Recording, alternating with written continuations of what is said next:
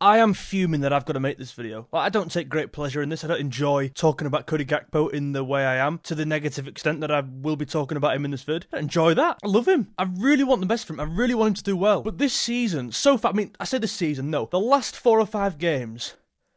What's going on? What is going on? You know, I love the guy. I'm probably his biggest fan. I'm getting people asking me on Twitter saying, you're a voice on socials. Speak up about Gakpo. I mean, firstly, he's not been cancelled. Like, what the hell are we doing here? Chill out. However, you are right. I can't keep saying I love Gakpo. He needs to keep playing football. He needs to remain in the team. No, he's playing some bad stuff. Gakpo played most of that game against Leeds. He was shocking. He played against Sunderland. Poor. He played against West Ham. First half was awful. I would love nothing more than to sit here and go, Gakpo should be in the team every single week because it backs up exactly what I've been saying all season. But I think sometimes you've got to sit there and go, maybe you're wrong in elements of it. Maybe you've gone too far with your love for him. Maybe the sentimentality's taken over a bit here and you're ignoring what's actually happening. And I don't want to be one of them fans. I'm going to actually say what's happening. I do think on this channel I talk what I see. I say what I see. And that's, this is no exception, unfortunately. Gakpo's not been playing very well. It's a real shame. Again, I don't enjoy this. It's a real In fact, let me change this light. Sorry, I was experimenting. On brand. Oh my god. Look at my new thing. It's great. It's only like 30 quid. You can go all different colours. Amazing. Let's go there.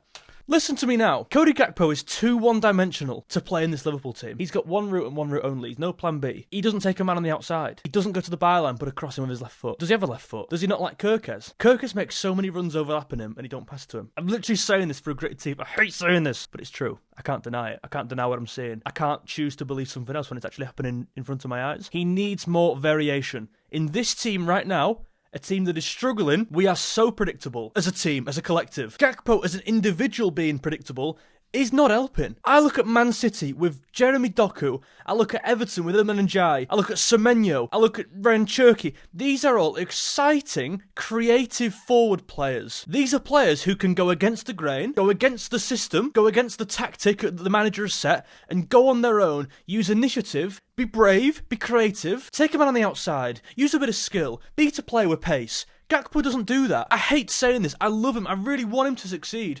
But he's biggest fan. But I can't keep hiding from the fact that he's too one-dimensional. All of his shots are going in off the same foot, into the same corner, or trying to get into the same corner of the goal. Cut and shoot, cut and shoot. It's too predictable. There's no variance. Implement a bit of skill. Implement a bit of... You can't even implement pace, can you really? Because you've got it, you've not. Gakpo's not a particularly fast forward. Listen, he's not slow by any stretch.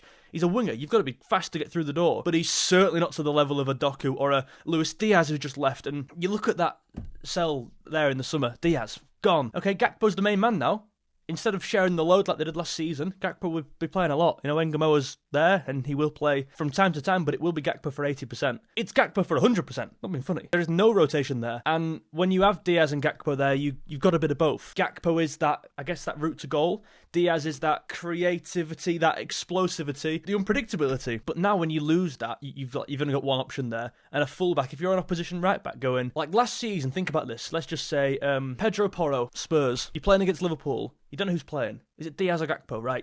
You know if it's Diaz, right, this guy can go either side. He's fast. He's unpredictable. If he gets past me, I'm probably not getting him back. You know what I mean? But if it's Gakpo, you're thinking, right, okay, he's going to go inside most of the time. It's just like, when do you stop him? Not how, but like when. You know he's going to go in. If you do that, you're fine. He's not going to beat you on the outside. Pedro Porro, before that game, will have had some sort of debate in his head about who he's going to play, and that will surely make it harder for him to actually cope with the guy who does start, because it's like, okay, he planned for Gakpo, but Diaz started. He planned for Diaz, but Gakpo started. But now it's always Gakpo. Fullbacks are not particularly scared anymore. There is no threat. There's no unpredictability, not just from Gakpo, but from the manager playing someone else there.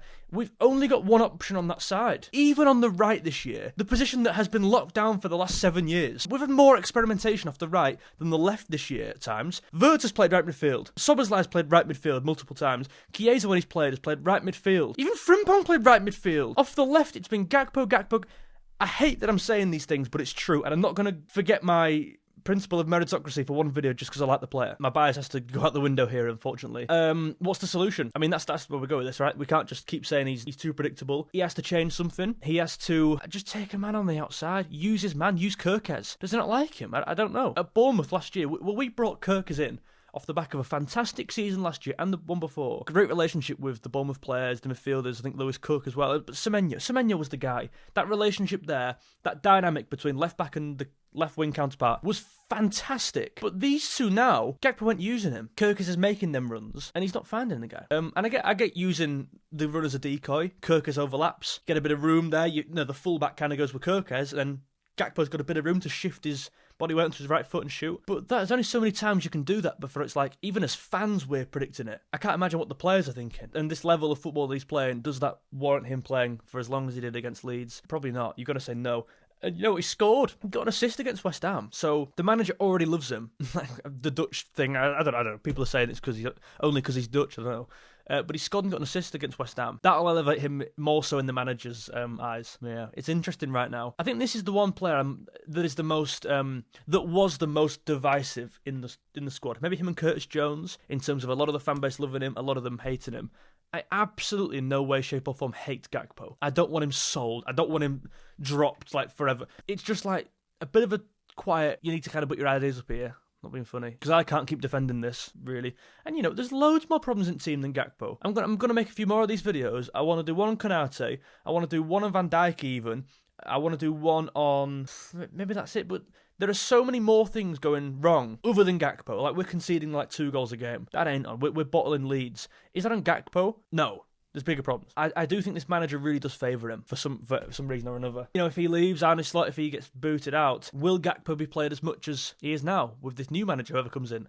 I don't think so. I can't believe I've done this video, but I'm proud I've done it, because it's like, yeah, George, well done. That's exactly what's right. That's what's happening. You kept it real there, man. Let me just change my light to this one. What are your thoughts on this? Is that too much for the video? I can slow it down.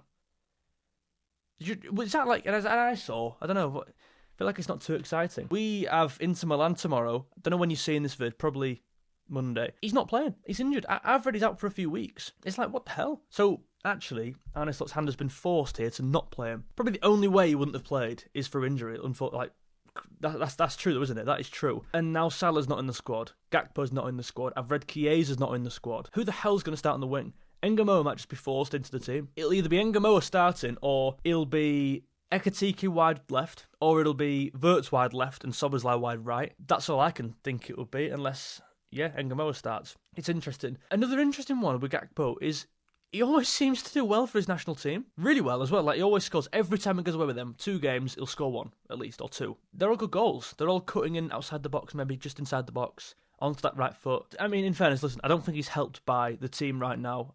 We're not playing very well. I don't think any player playing bad right now is helped by the team. Like Konate, I know he's been poor, but my God, he's not helped by anything. The right back next to him changing every week. The midfield player in front of him not sitting to the level they think he should be. I want more of a holding midfield player there protecting Konate, but we haven't got one. I don't think Van Dijk's been playing amazing stuff in the last month. Kirk as well. Like, there's a lot of variables here for every player, but certainly Gakpo, maybe more so. I think he had a great relationship with Diaz when they played in the same team, when Diaz played as a striker last year. We look at that Bayer Leverkusen game, and they had a good relationship there, in my opinion. And Robertson, I think Robertson and Gakpo works better, from what I've seen, just because maybe they know each other. That relationship's already there. I think the relationship with Kirkers is improving, hopefully, surely, but right now it's not anywhere near the level it should be, considering how good these two players are meant to be. They're like, they speak a different language or something. Like, what the hell? Interesting. Let me know your thoughts on Cody Gakpo down below. I'll be live tonight talking about the Arne Slot press conference. Please do stay tuned. But more importantly, leave a like if you enjoyed, and let me know your thoughts on Cody Gakpo.